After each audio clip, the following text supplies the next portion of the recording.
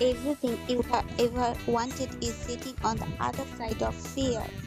পরিশ্রম ছাড়া সাফল্য আসে না। ভেবেছিলেন ছোট মেয়েটার বিয়ে দিয়ে সকাল সকাল ঝগড়া না বাঁধিয়েই বিভূতিভূষণ বন্দ্যোপাধ্যায়ের ঝগড়া গল্পটি শুনতে শুনতে শুরু করলাম আজকের দিন। তো শুরু করা যাক আজকের মতন ইন্টারেস্টিং একটা video. Hey, hello everyone, welcome back to my channel and good morning. বেজে গেছে অনেকটাই 10টা বাজে আর হাতে রয়েছে ম্যাগির প্লেট। ম্যাগিটা বানিয়ে নিয়ে এসেছি নিজের মতো করে। তো আজকে সকালে ম্যাগি খাবো আর তোমাদের সাথে একটু গল্প করি। আজকে সোমবার, সকালটা শুরু হলে এইভাবে আজকে পড়ানো নেই, 10টা বাজলেও কোনো টেনশন নেই, কারণ ওদের 6 তারিখ থেকে স্কুল খুলবে সম্ভবত, নোটিশ সেরকমই দিয়েছে। তো সেই জন্য এই মাস থেকে শুরু থেকেই আমি বলেছি যে একদম যে যার টাইমে পড়তে আসবে। মানে কালকে সকালে যেমন ক্লাস 9-এর ল্যাঙ্গুয়েজ গ্রুপটা পড়া রয়েছে, আরও কয়েকজন আসার কথা সেই ল্যাঙ্গুয়েজ গ্রুপ ক্লাসে জয়েন করা। তাছাড়া যেমন বিকেলবেলা পড়ে ওরা আলাদা আলাদা, তো সেই রকম আলাদা আলাদা পড়বে এবার থেকে। সকালবেলা যেটা পড়ানো হচ্ছিল সেটা আর হবে না। যাই হোক, ভাত বসিয়ে দিয়ে ম্যাগিটা এখন খাবো, তারপর রান্নাবান্না সমস্ত কিছু করব। মোটামুটি টুকটাক কাজ হয়ে গেছে সকাল থেকে উঠে। তো চোখ মুখ ফোলা লাগছে না একটু, কারণ হচ্ছে কালকে না ঘুমোতে ঘুমোতে লেট, এই দুদিন অ্যাকচুয়ালি অভ্যাস হয়ে গেছিলো, তো একটু ফোন টোন দেখতে দেখতে লেট করে ঘুমাচ্ছিলাম। তো সেই জন্য কালকে কিছুতেই ঘুম আসছে না। তো লাস্টে অন করলাম যে যেভাবেই হোক ঘুমাতে হবে, নাহলে সকালে উঠবো কী করে, কারণ অভ্যাসটা থেকে গেলে না খুব সমস্যা হবে আমার।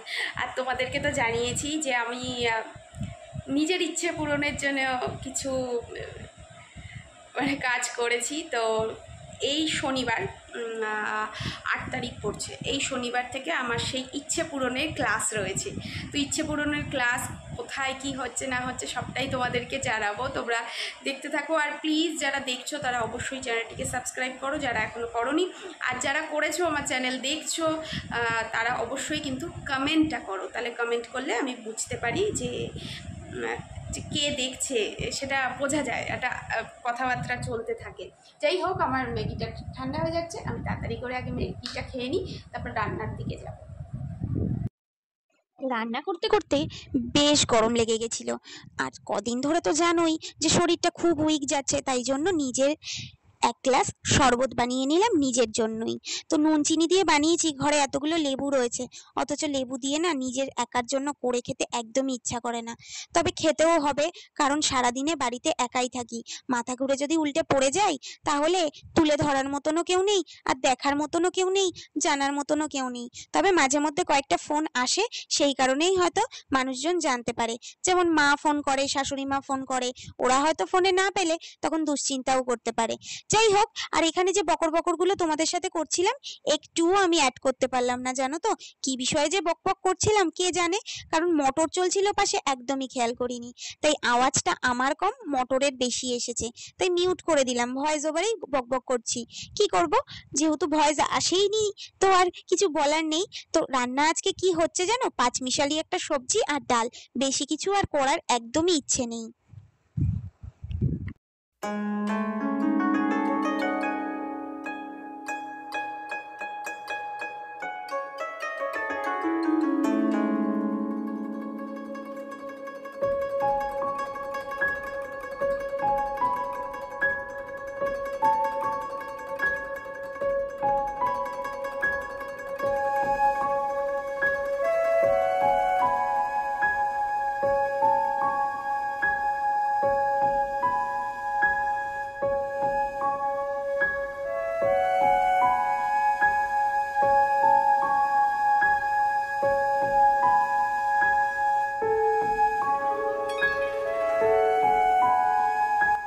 রান্না বান্না সেরে ঘরের টুকিটাকি কাজ করে এলাম পুজো দিতে। আজকে তো বিশেষ দিন জানোই, সোমবার, বাবাকে আমি অভিষেক করাই।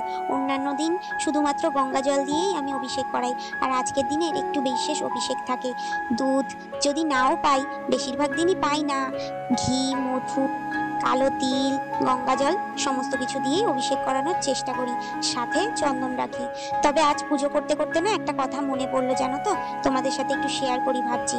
কিছুদিন আগেই আমি গ্রামের বাড়িতে যখন পুজো করেছিলাম, একটি জবা ফুল আমি ঠাকুরের সামনে রেখেছিলাম। তো আমাদের ছোট জেঠুমা দেখে আমাকে বারণ করেছিল।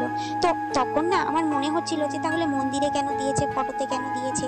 তো পরবর্তীকালে আমি দেখলাম, আমি নিজেই মহাশিবরাত্রির একটি ভিডিওতে উল্লেখ করেছিলাম লাল ফুল অর্পণ করা উচিত নয়, তবে যদি অশোকা সুন্দরীর উদ্দেশ্যে হয় তবে তার সামনে রেখে দেওয়াই উচিত। তো আমিও সেটাই করেছিলাম, সামনে রেখে দিয়েছিলাম, শিবলিঙ্গের ওপরে বা টাচ করে রাখিনি সেটা। তো যাই হোক, ছোট জেঠুমা মনে করিয়ে দেওয়াতে আবারও মনে পড়ে গেল কথাটা। তো তোমরাও কোনোদিন শিবলিঙ্গে লাল জবার লাল রঙের যেটা, একদমই অর্পণ করবে না।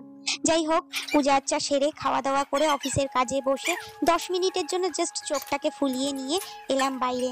আর এই এখন আমার সঙ্গের সঙ্গী বোতলটা, তো বোতল মেপেই এখন জল খাচ্ছি, কারণ শরীরটা কয়েকদিন ধরে খারাপ বলছি না। তো অনয় আমাকে বললো যে দেখো শরীরটা এত উইক যাচ্ছে, এই গরমে একটু জল খাও তো মেপে, দেখো তো ঠিক হয় কিনা।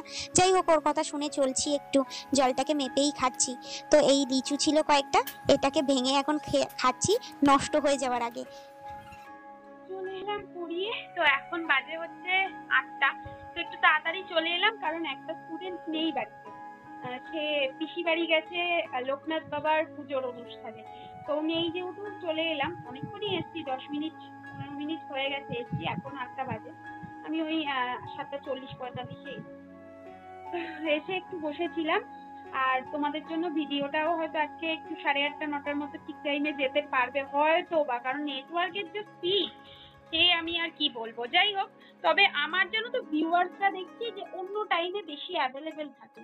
মানে আমি 8টা, 8:30, 9টা, 9:30 বেজে যাচ্ছে তখন ভিডিওটা দিচ্ছি, তখন আমার যারা ভিউয়ার তারা ওই টাইমে অ্যাভেলেবেল না। তো আমার যে টাইমে অ্যাভেলেবেল ভিউয়ার্সরা রয়েছে আমি সেই টাইমেই ভাবছি এবার থেকে ভিডিওটা দেবো, কিন্তু আমার সুবিধা মতো আমি এতদিন দিচ্ছিলাম 8:30, 9টা, 10টা। আসল কথা, আমার এত চারিদিকে পাজেল হয়ে রয়েছি না, মানে অফিস, টিউশন, তার মধ্যে ইউটিউব, তারপরে আবার নতুন একটা জায়গায় জয়েনিং। কি তোমাদের তো আগের দিনের ভিডিওতে বলেইছি, আজকে যেটা তোমরা পেয়ে গেছো অলরেডি, যে আরো একটা জায়গায় আমি জয়েন করছি। তো সবকিছু মিলিয়ে একটু বেশি মনে হয় হেডেক নিয়ে নিচ্ছি, কিন্তু নিতে হবে, না নিলেও হবে না, বড় হয়েছি তো, হেডেক তো নিতে হবে।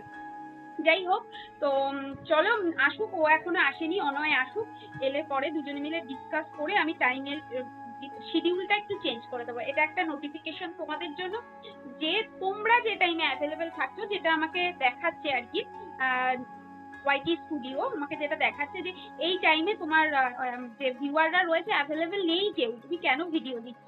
তো সত্যিই তাই, আমি আমার সুবিধা মতো দিলে তো হবে না, তো দেখি যদি সবার সুবিধা মতন আমি দিতে পারি অবশ্যই দেবো। তার সাথে থাকো, দেখতে। কর্তামশাই এখনো পর্যন্ত বাড়িতে আসেনি, তো বেজে গেল প্রায় 8:30, 9:45 কাছাকাছি। তো বসে না থেকে কিংবা ফোনটাকে না ঘেটে ভাবলাম যে ফেলে রাখা কাজ কমপ্লিট করে রাখি। তো টুকটাক কাজ করে তারপর এটা নিয়ে বসলাম। মনে আছে এটার কথা, দিম্মা থাকাকালীন বানিয়েছিলাম একটা হ্যাঙ্গিং। তো এই হ্যাঙ্গিংটা না, লেখাটা কিছুতেই কমপ্লিট করা হচ্ছিল না। তো আজকেই ভাবলাম বসে পড়ি।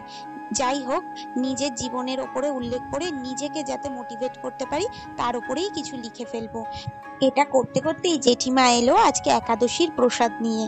তো ঠাকুরকে আজকে নিবেদন করেছিল। তো ভাগ্যটা আমার বেশ ভালো, একাদশীতে সাবু মাখা।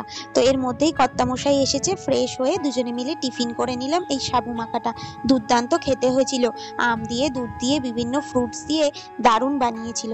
তো এরপর এলাম এই অসম্পূর্ণ কাজটাকে সম্পূর্ণ করতে। তো দেখো তো লেখাটা ঠিকঠাক হয়েছে কিনা। তবে ব্ল্যাকের যে জায়গাটা আমি হোয়াইট দিয়ে লিখেছি দেখছো, এটা কোনো পেন নয়, হোয়াইটনার দিয়ে লিখেছি, সেজন্য লেটারগুলো না একটু অন্যরকম হয়েছে। তো ওটাকে আরো ডিজাইন করে দিলাম এবড়ো খেবড়ো ভাবে, যাতে দেখতে সুন্দর লাগে। তো এই লেখাগুলো আমাকে মোটিভেট করার জন্য, আমি যাতে প্রতিদিন চোখের সামনে দেখি আর নিজেকে এগিয়ে নিয়ে যাওয়ার জন্য আরো বেশি বেশি করে মোটিভেট করতে পারি। তো এখানে দেখো হ্যাঙ্গিং করে দিলাম, কিরকম লাগছে অবশ্যই জানিও। আর লেখাগুলো তোমাদেরকে মোটিভেট করলো কিনা সেটাও অবশ্যই জানিও। পরের দিন আরো ভালো করে নিশ্চয়ই দেখাবো।